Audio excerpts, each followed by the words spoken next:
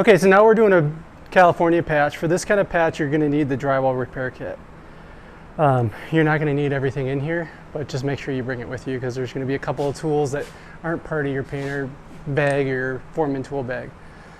So you're going to notice me holding onto a scrap piece of drywall to make this California patch. Home Depot has two different sizes in thickness. They have 1/2 inch thickness and then they have 5 inch thickness. We store these at the shop oftentimes, but if we don't have them, Home Depot is the place to pick them up. And you just want to make sure that you measure out the thickness of the drywall that you're replacing with the new panel. I have a scrap piece of drywall here. I have this hole and it's blown out on the back. So I'm going to want to make this bigger for sure. It's going to probably be about this big. You can cut your piece of drywall, cut it on the face, cut the back side of it to get it to a more workable size. And then what I want is about 2 inches or so roughly of tape on each end of the joint. So if the hole is going to be about this big, you know, it's going to come right about here, and then it's going to come right about here. I want about that much. So I'm actually going to pull a little bit more of this off here. And it does not have to be perfect. It doesn't have to be a perfect line.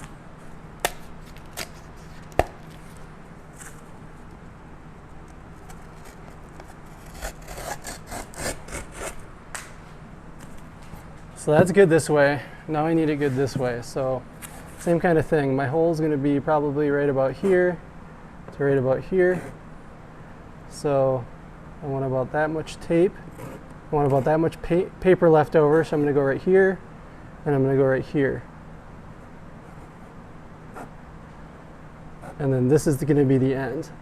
So I need to cut it right here right now. This is going to be paper, this is going to be drywall, and then paper. So I'll score this edge right here.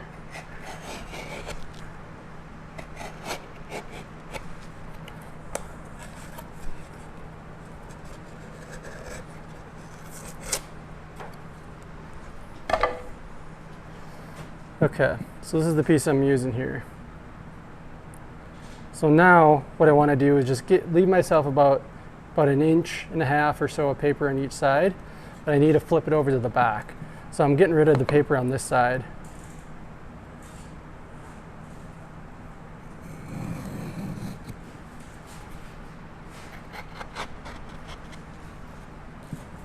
There's good.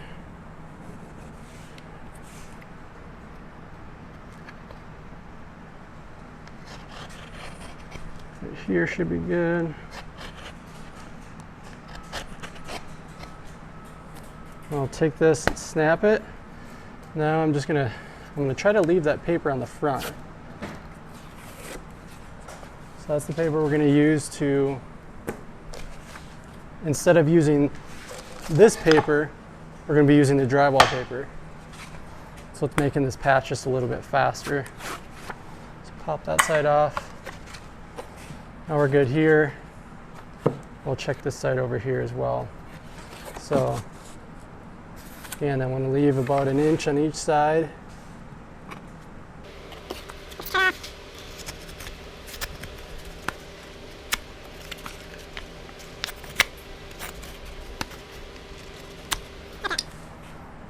We're going to take our drywall knife in this bag and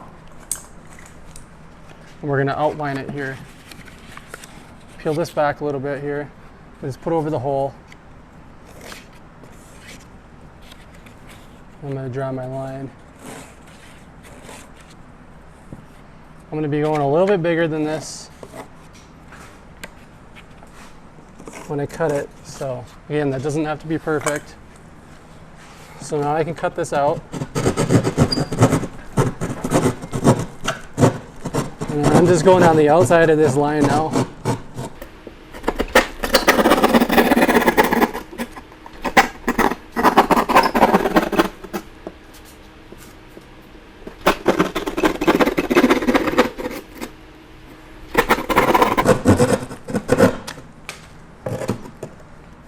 Make sure it's all clear on the back side of there.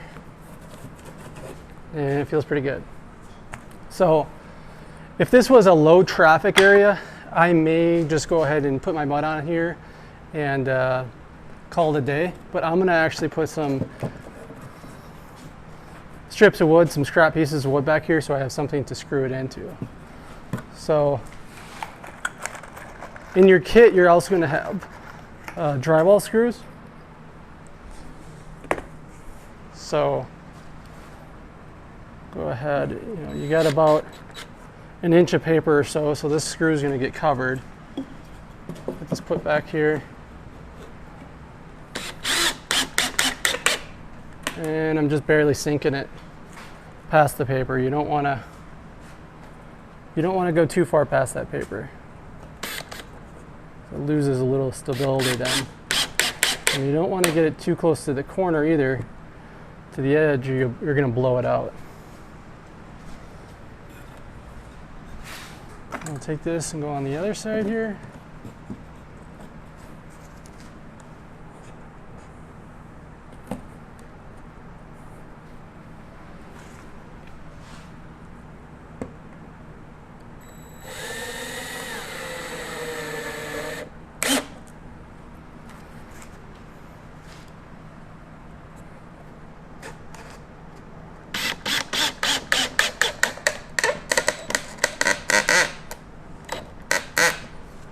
Okay.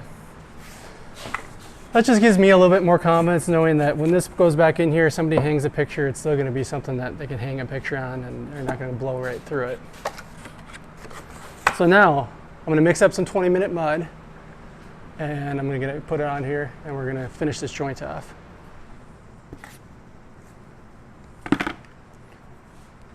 Get our compound put in there, take our sponge,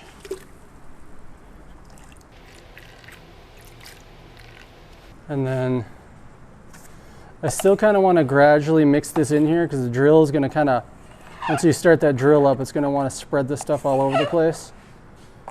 So I want to get it started using my 1.5-inch blade. And then we'll actually do the mixing with the drill. And once I can kind of get rid of most of this powder.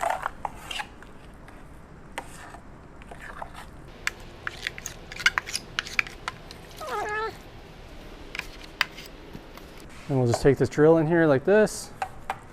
Probably be putting this on the ground here.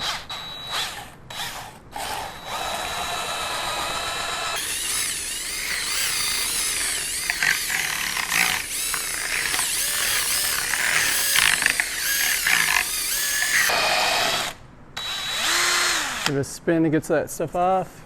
And then I'll go ahead and stick this in my water bucket. Clean off that blade. Patch put in. I'm going to get a little bit of mud right around the edges just to start.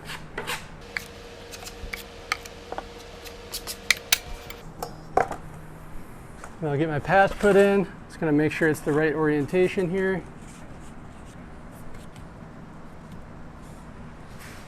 And then I'm going to get some screws put in. The scrap pieces of wood there.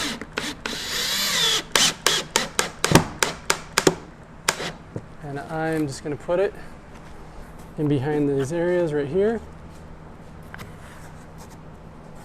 Leaving plenty of mud so I have something to scrape out at the end.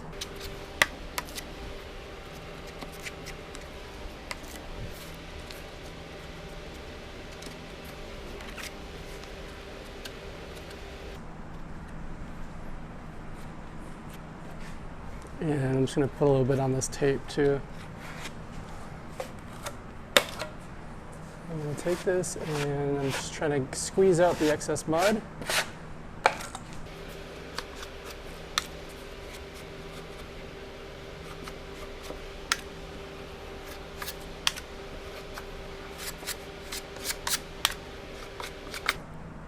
You don't want to put like a ton of pressure on it, especially right away, because it'll wrinkle your tape.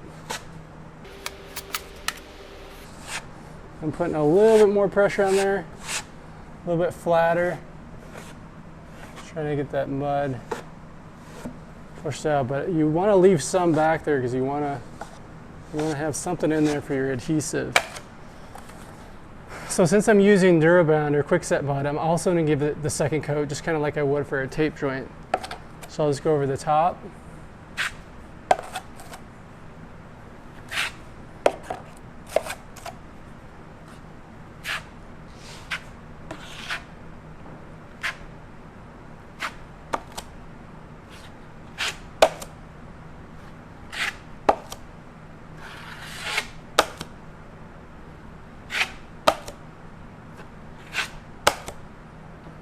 We got the first coat that kind of adhered the tape, and we got our second coat to kind of start our edges, and then we're going to go with a third coat. After this dries, we can kind of scrape off any ridges that we see, and then we'll give it a final coat with joint compound. And then right after you get that patch applied, or your first and second coat of quickset mud put on, make sure you get a fan blowing on the surface or in the room that you're working in, and you may want to turn the heat up in the room as well, just to get that drying down a little bit faster. Now I'm about ready to top it off with the +3 joint compound. It's been about 45 minutes since I had put on this 20-minute mud. Had a fan blowing on it. Still slightly damp, but it's ready to get top coated. So I'm gonna just take my blade and run over the top of it here just to knock off any high points. We don't really have to sand at this point. But you do want to do this because it's going to help your final coat of mud go on a little bit smoother. Okay, so just like mixing the powder form of the quickset, you have to mix up a little bit of the joint compound to loosen it up a little bit. You can see that this is just way too stiff to work with right now. So we're going to get some added to this pan. And I'm just scooping this out with a 3-inch blade, I believe. I'm going to be careful with this lid right here. You don't want to get any mud built up on that lid so this top can still provide a seal. So that should be good. I'm going to take a little bit of water using a sponge, get it added here, and then I'll try that and get it mixed up with the drill.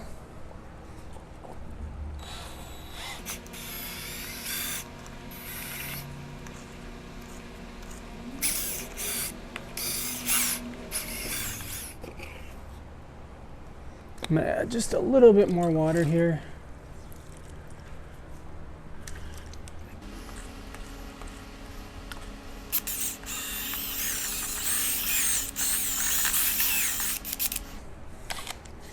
Spin it off in the bucket. Get that blade cleaned off. I can take my sponge and clean off the rest of it. So this is kind of the consistency that I'm looking for. Just barely falling off the knife. Okay, so for this final coat of mud, what I have is a 10-inch knife now, and I'm trying to go on the side of a seam here, the side of a butt joint, about 10 inches on each side of it. So right now we're sitting at probably about 5 inches on each side of it, roughly. We're basically going to double that, and that's going to make it so that this hump is so subtle that you're not going to see any shadows, and you shouldn't see this hump at all. Same thing here. This is a patch where it's about this size right now, so it's probably about 3 or 4 inches, and we're going to basically bring it out to here, all the way around this patch. Because we're using a sample board, we obviously can't come all the way over here, but more or less this whole piece is going to end up getting a coat of mud on it, except for maybe something up here. You're not usually going to be dealing with it where you're replacing a butt joint and you're replacing a hole or installing a California patch right next to it, but I'll just go ahead and show you how to put this on. So I'm going to scoop some mud out like this, and then I don't want to have it go on with it fully loaded on both sides from end to end. So I'm going to scrape off a little bit of mud on the very end and also here on the very end. We're going to go ahead and get this applied basically like that on both sides of the patch.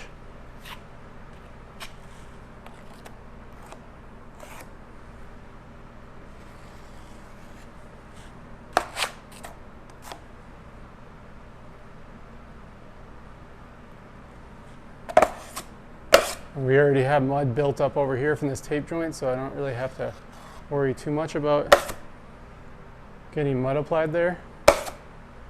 Now I'm going to taper this side off. Taper this side off a little bit. Run through this middle. A little bit lighter right here.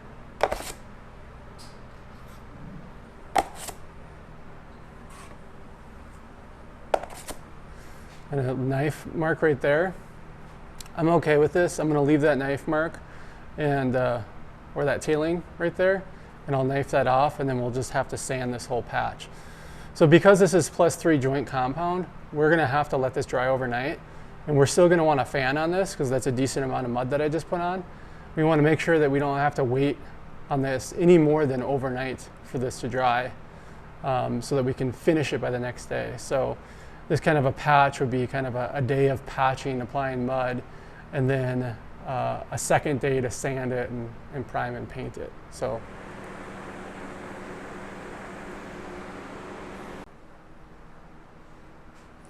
okay, so we're here the next day to get this sanded. This is kind of what this looks like after it's dried, so hopefully you can see this, but there's little bubbles that might appear in this joint compound after it's dried overnight.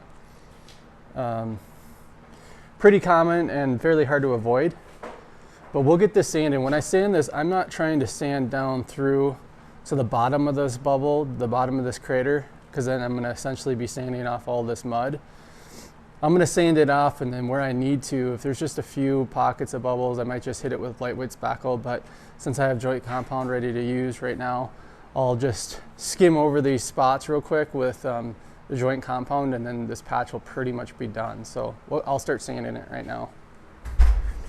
All right, so I'm gonna knife off some of these high spots from these tailings real quick.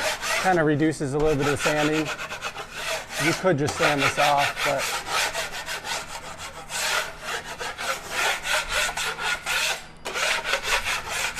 that's good. So I've got medium grit 5mm foam pad on here. Seems to help a little bit with the dust extraction. But we have a patch right here. So this is kind of like the high point, and then it tapers off all the way around again, and then we have a joint right here, high point right here, and then it kind of tapers off. So I'm gonna go easy on the sanding at the high point, and then kind of gradually, I'm trying to get this as smooth as possible, but I'm not trying to sand through all the bubbles.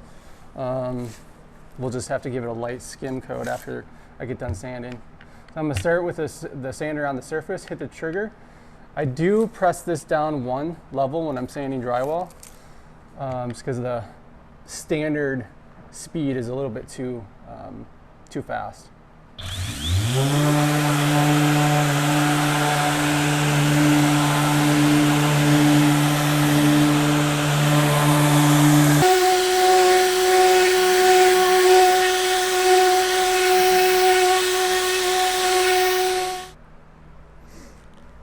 Okay, so you can see this joint. One of the best ways to look at a joint to make sure that you're not going to see a shadow is to just check it with a knife. I only have a 6-inch knife with me here. 10-inch knife would be better to check it. But if you see any major gaps right there in between the joint and the tapered end, if there's a gap right in the middle here, then it's probably got to get filled with a little bit of mud. To fill these bubbles, you just want to pin a tight coat. You don't need to apply a lot of mud and float it or anything like that. So you're just putting it on and basically scraping it all off, so it just remains inside that crater caused from that bubble. That should be good. We'll get a fan on this, let it dry down for 10-15 minutes, and lightly sand it, and we'll get it primed and painted. A mini roller in this situation works great. It's just a couple of patches, but if you have a decent amount of patches to do, then you just want to get a 9-inch roller going.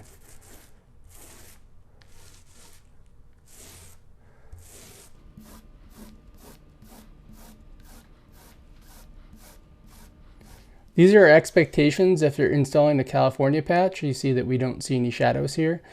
Thank you for watching this video. If you're interested in learning more, we have more videos about replacing a butt joint or the process that it takes to paint walls.